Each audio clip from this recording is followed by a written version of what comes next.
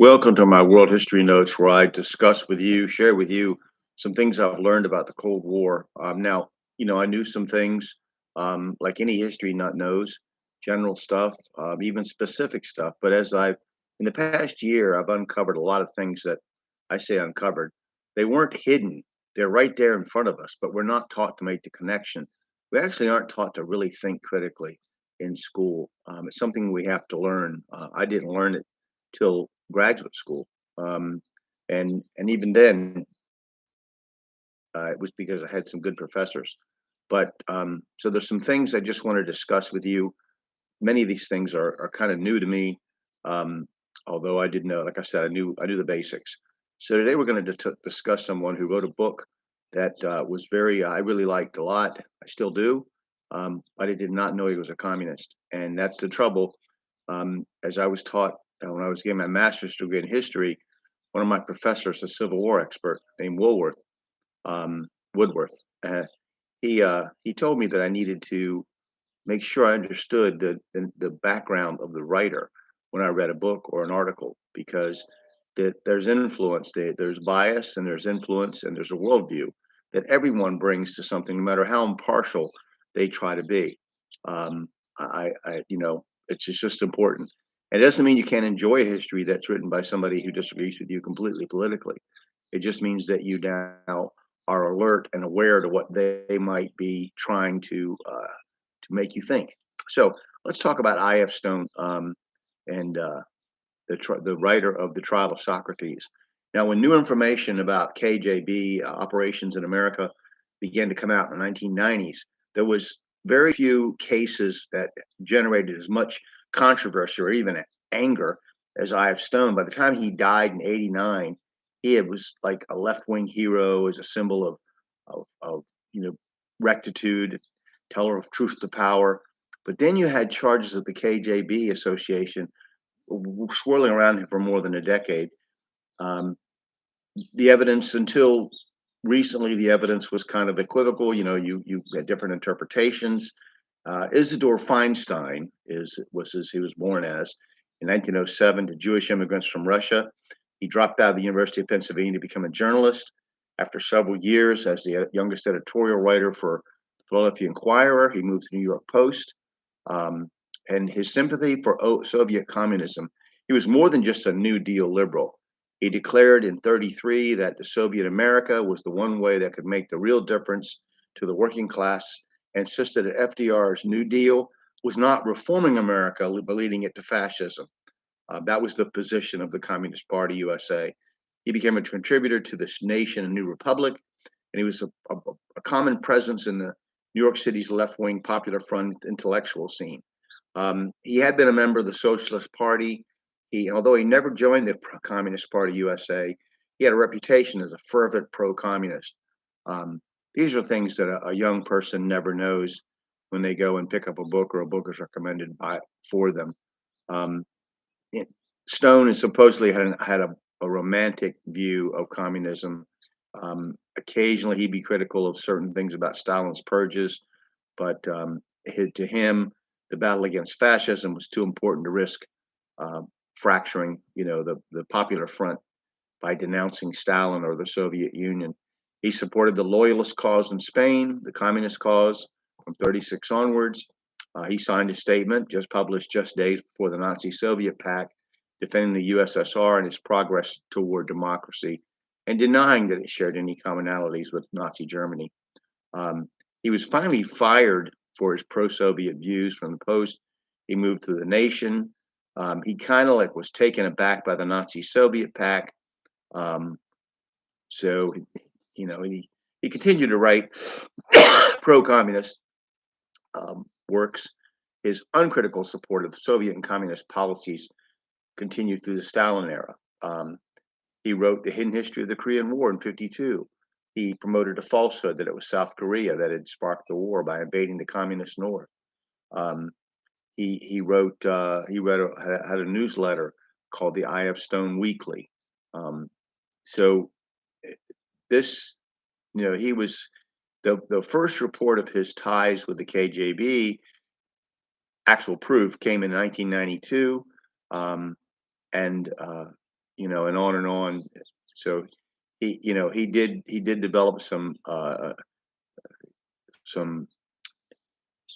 He wasn't a controlled agent. There's no evidence he was a controlled agent, but he was a supporter and sympathizer of the communist regime, and he admired the Soviet system and made no bones about that before the mid '50s. Um, he did make some changes. He did have some changes in his heart regarding Soviet communism because of some things that happened. You know how the gross um, excuse me the atrocities the Soviets committed against their own citizens. So, but he was not an actual KGB agent. Um, and like I say, the controversy around him went on for decades. Um, you have right wingers like Robert Novak and Ann Coulter claimed he was a paid Soviet agent, and then you have you know others who the evidence doesn't show that he was a paid Soviet agent. He was just a very much a a sympathizer. So that's the author of the Trial of Socrates, which you may have read in school or heard about. But he definitely was very much a pro communist and one of those liberals in American history that just simply were blind to the evil of the Soviet Union, and then corrupted other people with their own. And when you read these books and when you read them again, or look at the things that are said, books and movies and stuff, and with your thinking about, okay, what's this person trying to make me think? You can see Marxism, you can see the communism come out. Um, I mean, it becomes apparent, which is, kind of depressing. But because there's so many things about my past, my youth, the things that influenced me, the things that I liked, that I was drawn to, that I'm finding out were basically propaganda, and I fell for it. So many of my generation did. Um, it's just it's terrible. So let's move on to my next topic. Um, I want to discuss. So uh, the State Department after World War II has a lot of high level changes. Okay, and the agencies, the wartime agencies like the Office of Strategic Services, War Information, stuff like that, were heavily penetrated, like I've talked about before, by communists, Soviet agents, sympathizers, they call fellow travelers. And in the fall of 1945, when OSS was abolished, thousands of their staffers and OWI would be transferred to the State Department. Now, many of these people were communist Soviet agents or communists or just sympathizers. The security problems that were created in the World War II just came home to the State Department. Um, and it would be very deleterious for the State Department and for the fight against communism and communist takeover of a good part of the world. Um, there was a new staff that came in. There were inductees like Elizabeth Bentley, who will eventually turn on the communist. Uh, People like Robert Miller, Rich Bernard, Redmond, Venona. People who had been exposed in Venona would eventually be exposed in Venona. Um, OSS employees. They would be targeted by investigations by the FBI. There were State Department security screeners, and then there were congressional committees. And there were also U.S. grand jury on things like the Amarasia case I mentioned before. So that's kind of an important thing to understand, that President Truman, after the death of Roosevelt, was trying to find out what was going on in the bureaucracy, and he did rely on some trusted aides for briefings. Um, so the people that were briefing President Truman were often um, sympathizers to communist fellow travelers, you might call them. And they came up with different things, but it's important to understand that the State Department pushed aside conservative forces and conservative voices. Many of them were fired. And then eventually that sets the stage for congressional hearings in 48. and accusations later, probably too late after the fact, by McCarthy about communists in the State Department, which was true. We have the information now from the KGB archives. So that's just an important thing, I wanted to point out. I also want to talk about something else that surprised me. Not well, maybe not surprised, but it's interesting. So, um, let me just pull my notes up here. I think my computer is going to give me a hard time today.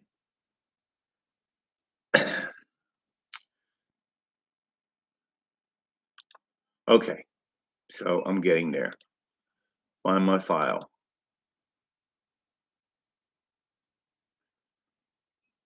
Okay.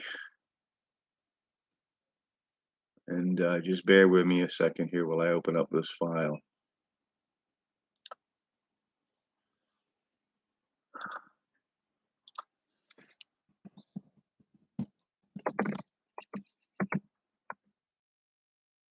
Okay, here we go. All right, so now the two guys that were really influential in the CIA's formation, Helms and Wisner. I told one believed in slow and patient gathering of secret intelligence through espionage. That was Helms. And then Wisner believed in secret warfare, taking the battle to the enemy with covert action. Now Wisner was a corporate lawyer. He was a station chief in Bucharest, Romania, and the Red Army and a very small American military mission had seized control in the capital, and his orders were to keep an eye on the Russians. Um, and so he mixed with Russian generals, and he could bend an elbow and talk to people that they would proudly report. Well, he would explain that he made liaisons with Soviet intelligence services, and he had been a spy for less than a year, but the Russians had been playing this game for more than 2 centuries, long before they were communist. Um, they already had well placed agents within the OSS. They infiltrated Wisner's inner circle of his allies. They took control of the capital. They herded tens of thousands of Romanians who had German bloodlines in a railroad car, shipped them eastward to enslavement or death. And Wisner himself watched, I think he said, 27 boxcars filled with human cargo rolling out of Romania, headed for the Soviet Union. And he was really shaken when he arrived at OSA headquarters in Germany. And that's when he and Helm became uneasy allies. They flew together to Washington in December of 45. They really didn't know if there would be a clandestine secret service for the U.S. until after they landed. So the battle over American intelligence was growing fierce, and we were you have to know we were really at a loss because, and I just want to reinforce that we were really at a loss because the enemy had infiltrated our government so heavily, and there were so many agents in our government of the Soviet agents and communist influencers and sympathizers that, and we weren't even sure if we were going to proceed with an intelligence agency to combat this.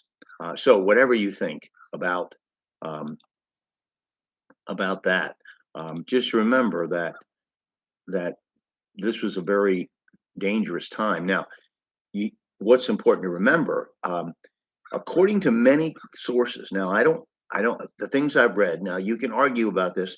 The FBI has certainly come under a lot of scrutiny lately. They've become a sort of like a secret police arm of the left. They've been, taken over by communists, but they still do the law enforcement. I mean, they're still doing law enforcement, but they're also doing political, politically inspired activities, which is very unfortunate, and they need to be reined in. But back in those days, several writers have said that the FBI, through the war years and the early post-war years, was the only institution of government that really understood the communist problem without the blinkers or delusions. And even so much as I said, Bobby Kennedy would say that J. Edgar Hoover didn't see the mafia; he only saw communists everywhere. Um, and the Bureau could be faulted for not picking up things during the New Deal, but it really, in the early '40s, it really became uh, an enemy of communism, um, especially during the wartime.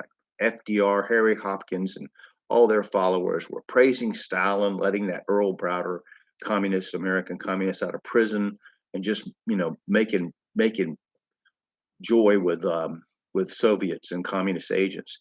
But the FBI was really on the job against the Soviets. It cracked down just as it cracked down on Nazis and Japanese. Um, the Hoover, J. Edgar Hoover, for all his faults and all his errors, was an ardent anti-communist. They understood. He understood that communism was totally opposite of the promise of America. That communism was a threat to destroy all our institutions and any progress, any possibility that we could have. They just wanted to tear it down and rebuild it in a Soviet type state. The Bureau didn't accept the lie that was advanced in 1943 that the Soviet Comintern, Communist International, had been dissolved as an agency of world subversion, or or that the Communist Party was in America was just an indigenous American group with no linkage to the Kremlin. The FBI knew that that the Communist Party of America was a tool of the Soviet Union, of Stalin's government, and they were looking at events. They were closely watching what the Soviets and American Reds were doing, and ignoring in spite of the propaganda statements made by Vice President Henry Wallace or Ambassador Joseph Davies about how this is a wonderful thing the USSR is doing. It will come to the United States, and we'll all be friends. Um, the FBI was seeing and recording was the exact opposite of what the press was saying and what these these communist sympathizers in our government were saying. So they were tracking as early as '43. They were tracking the efforts of Soviet spies to penetrate the Manhattan Project. Um, so they were on that. They were working on that. They knew the Soviets and the U.S. helpers were trying to penetrate the atom bomb whole thing, and Bureau reconnaissance led to known suspected agents in other places. And there was like 3 different inquiries that were closely linked, and we'll talk more about that at a different time.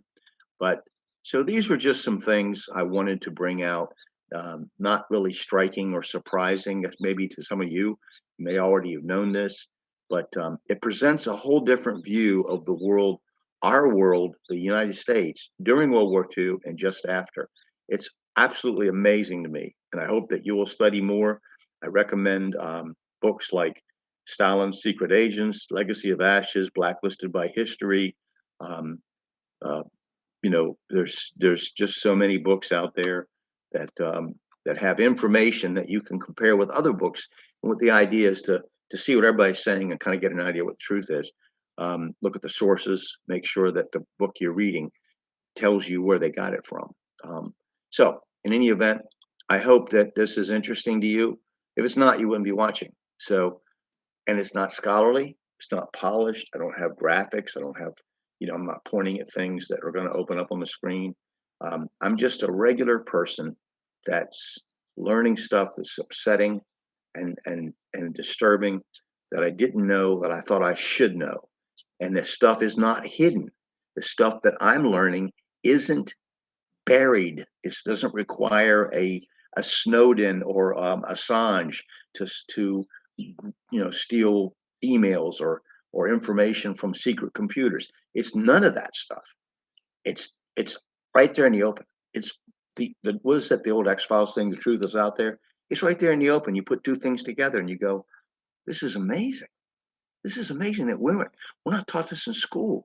Obviously, communists control the narrative. So what we have to do is go beyond that, go deeper than the narrative, connect the dots, and realize that we've been had.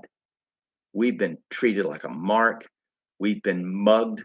We've been mentally um, burglarized, and we need to get past that. I don't know how much longer I have left to live. Health problems, getting old, but I'm hoping that somebody will see this and say, you know what? I don't agree with him, but I'm interested in this stuff too, so I'm going to take it up. So anyway, hope you enjoyed this, and I have a lot of things to say about Central Europe next time. Hopefully, I'll get to it next time. But take care.